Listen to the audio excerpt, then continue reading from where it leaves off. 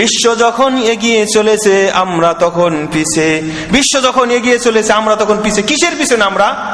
হ্যাঁ, আমরা পিছনে। আজকে আমরা আমাদের দুই চক্ষু দিয়ে দেখতে পাচ্ছি যে ব্রিটেন এগিয়ে যাচ্ছে, 10 তলা 20 তলা মালিক হচ্ছে, টাকা পয়সা অর্থ সম্পদের মালিক হচ্ছে, বিভিন্ন উৎকর্ষ সাধন করছে।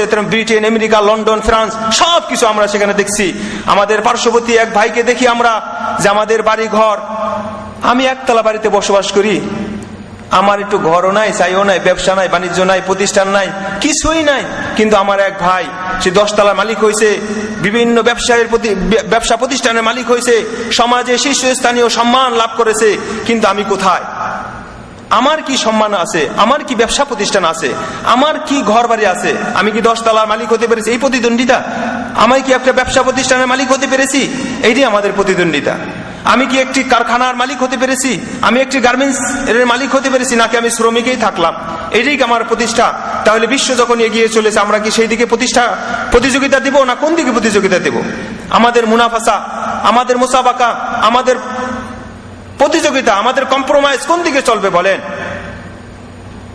এই জন্য সারা বিশ্বের দিকে তাকাই, তাহলে সারা বিশ্বই কিন্তু উন্নতির দিকে চলছে। সারা বিশ্বই কে কাকে প্রতিদ্বন্দ্বিতা করে, কে কাকে উৎকর্ষ সাধন করে, কে টাকা পয়সা অর্থ সম্পদের মালিক হয়ে, কে বিল্ডিং এবং কে ঘর বাড়ির মালিক হবে, কে নারীর মালিক হবে, কে গাড়ির মালিক হবে, কে বাড়ির মালিক হবে, এইটি আমাদের প্রতিযোগিতা।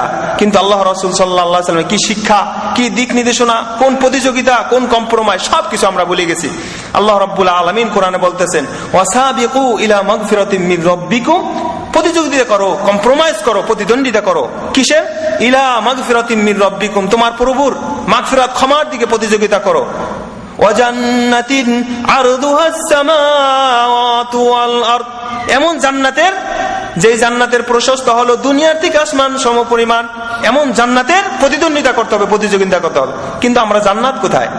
জান্নাতের কিসের প্রতিদ্বন্দ্বিতা করবো, কিসের প্রতিযোগিতা করবো?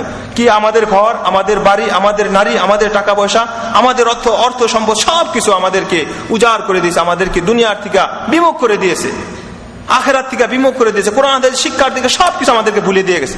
আমরা কোথায় তাহলে সম্মানিত উপস্থিতি?